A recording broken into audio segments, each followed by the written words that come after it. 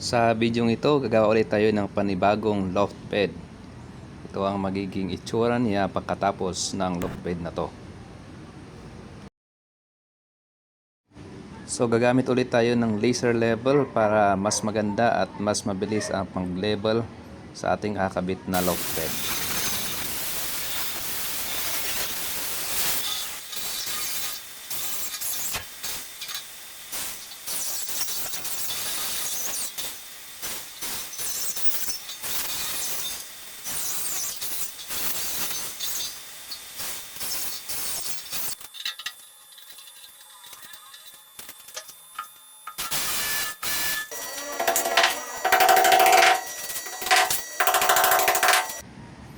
Bago ko ikabit yung bakal na yan, pipinturahan ko muna siya para iwas kalawang kasi ito ay nakadikit siya sa pader. Pagkatapos na pininturahan natin, ikakabit na natin yung bakal na yan. Gagamit tayo ng expansion bolt na 1/2 by 4 inch. So napakahaba yan kaya napakatibay. Dito naman tayo sa kabila magkabit. Kalahati ng bakal yung nakakabit sa pader, kaya nilagyan ko siya ng puste bilang support. Yung support ay kinabitan ko rin siya ng Dynabolt na 5/16 na 4 na piraso. Ngayon tapos na tayo sa frame ng ating loft bed. Ilalagay na natin yung pinaka floor joist ng ating loft bed.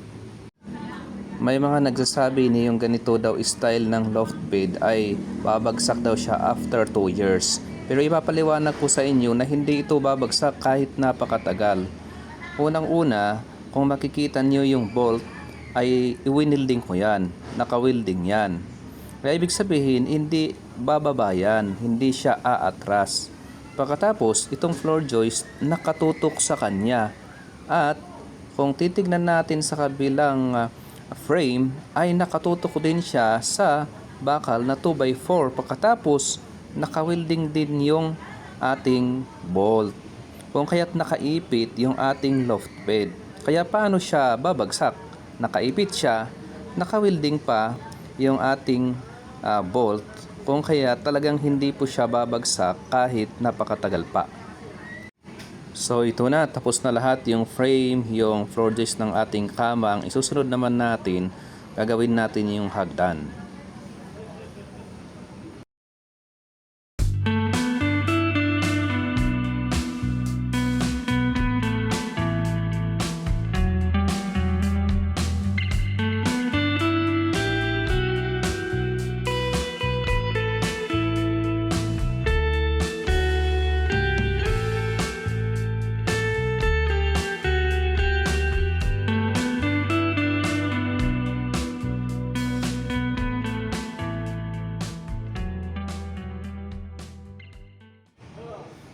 Sa mga ginawa kong mga loft bed nito mga nakaraan na hindi ko nalagyan siya ng handrail. Pero ito nilagyan ko na siya ng handrail para mas safe siya at ganoon din madaling umakyat kapag may handrail kasi meron kang hahawakan at madali rin kapag ikaw ay bababa.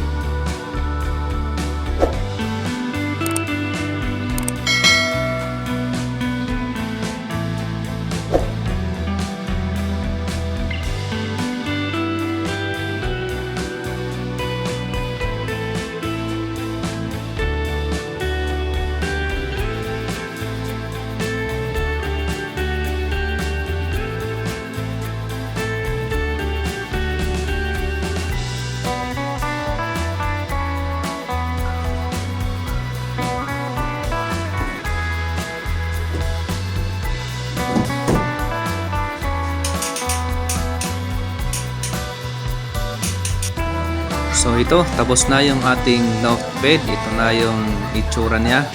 Pininturahan rin namin yung lahat ng kwarto para mas maganda tignan din.